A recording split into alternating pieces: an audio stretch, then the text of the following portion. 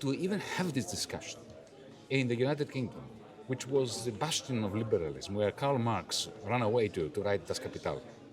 That is a major defeat for British liberalism. That Keir Starmer was behind the incarceration of Julian Assange, and now as Prime Minister, he is essentially orchestrating this wholesale attack on the right to protest. He wants to turn it into a gift of his government to you.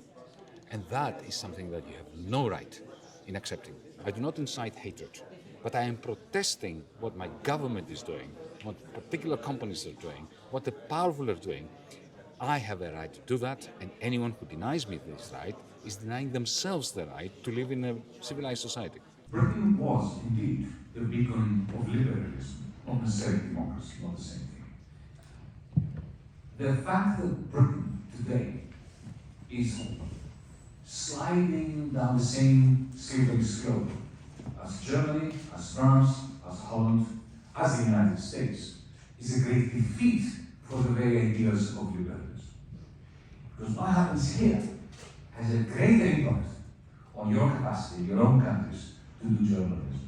Because of Britain's tradition of having offered sanctuary to dissent, to peaceful protest, the fact that there are scores of people in prison today, the fact that a number of people at this time are being investigated by the police for things that would have been utterly legitimate, even by Tory standards, 5 years ago, 10 years ago, 20 years ago. That is a major defeat of liberal values, let alone of left-wing and progressive values. So we've just heard you speak about growing repression of freedom of speech and public assembly in the UK. On that sliding scale from democracy to authoritarianism, where do you think this Labour government sits? Look, we still don't have a situation where, as I walk out of here, I will be bundled into a van. There's a good chance that I won't be. But to even have this discussion in the United Kingdom, which was the bastion of liberalism, where Karl Marx ran away to write Das Kapital, that is a major defeat for British liberalism. The fact that Keir Starmer was behind the incarceration of Julian Assange, and now as Prime Minister, he is essentially orchestrating this wholesale attack on the right to protest. He wants to turn it into a gift of his government to you. And that is something that you have no right in accepting. During this summer's riots, we saw quite a few people being sentenced for posts that they made on social media. Is that something we should be concerned about, or are there limits to free speech? There are always limits to free speech. You know the standard story. If I'm in a theater and I start screaming at the top of my voice, fire, fire, I don't have the right to do that because people's lives will be jeopardized. But as long as I don't jeopardize anybody's lives, I do not incite violence, I do not incite hatred, but I am protesting what my government is doing, what particular companies are doing, what the powerful are doing. I have a right to do that, and anyone who denies me this right is denying themselves the right to live in a civilized society.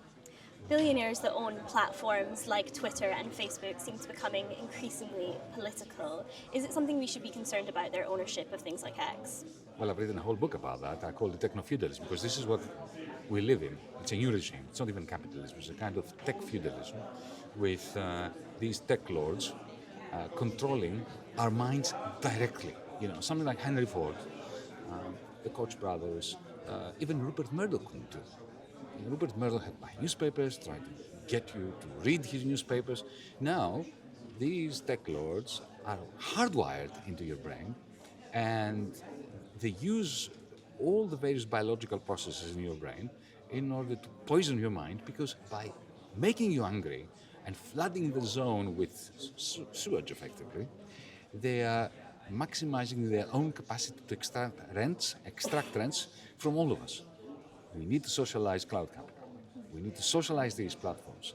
They cannot be allowed to maintain their authority over people. They cannot be allowed to effectively be owned by not this 1%, but the 0.0001%. My final question is, you spoke to my colleague Ollie about tariffs, and you said that they were going to kind of endure throughout the Trump presidency. We've seen him put a pause on tariffs. Do you think that pause will be permanent, and if not, why not? Well, look, the Trump plan is working. That is what our inane centrist politicians are not understanding. The tariffs are a means, they're not an end. What is the end? The end is to devalue the dollar while making all of us continue to use the dollar. That's what Trump wants. And if you don't believe me, read the papers by his Treasury Secretary, by the chairman of the Council of Economic Advisors. That's what they want. Look at what happened the last few days. Okay, only 10% tariffs, but we had another 10% devaluation of the American dollar. So effectively we have 20% in the direction of what Trump wants. To assume that Trump is an idiot just because he is an idiot is not a very smart thing to do, because every American president has a whole cabal of people around him, and they're much smarter than any American president. Think of Richard Nixon. Richard Nixon was a very poor excuse for human nature. We saw what happened to him with Watergate and so on. But the Nixon shock created the globalized, financialized, liberal order, which today's centrists are lamenting for losing.